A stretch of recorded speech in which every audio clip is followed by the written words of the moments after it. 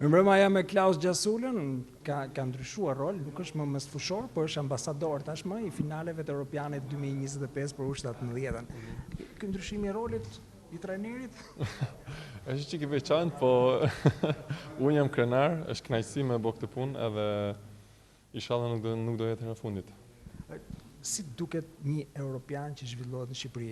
Ju morët pjesë personalisht në atë të fundit, ku ishte Shqipëria si lojtar, ndërsa tashmë do ta shohim një Europian, ndoshta për jo atit niveli, sepse nuk është Europiani të rriturve, por është i 17 vjeçare, por në Shqipëri. Gjithsesi bën sensacion dhe është goxha e rëndësishme për futbollin ton, ka përshtypjen. Po normalisht, jo vetëm për futbollin ton, po sidomos për shtetin ton. Gjithë bota do vi tash në Shqipëri për të pa ndeshjet.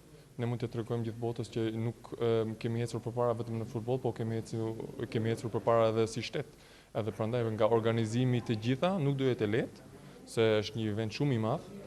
Po, gjithsesi, unë jam i bindur që do ja dalim edhe do kënaqim gjithë njerëzit edhe do bëjmë një fest e bukur. Vim tek pjesa e futbollistëve.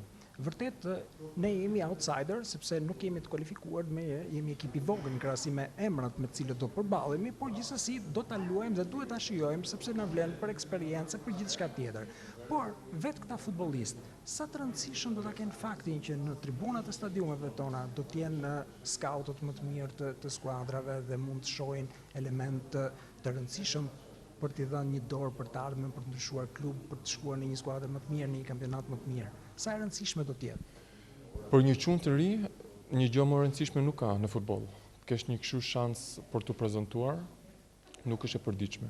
Domethënë, do jenë shumë njerëz që do shohin ndeshjet, jo vetëm skaut, po edhe njerëz që nuk janë tribunë që shohin nga televizorat.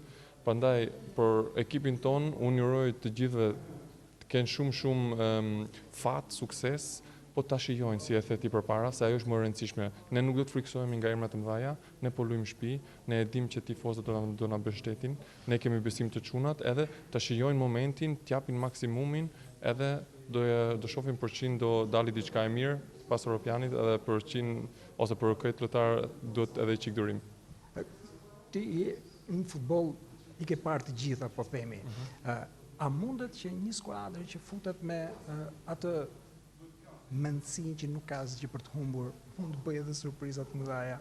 Po normalisht këtë e kanë tregu historia e futbollit gjithmonë, kështu si edhe gati në verën e kalume, ku ishim ne të Europiani, ishim edhe ne underdog, asnjëri nuk kishte besim te ne, po prapë treguam paraqitjet e mira edhe për pak e kishim fituar atë sensacionin, po tash do mbështetim U17-ën që ta finalizojnë ato.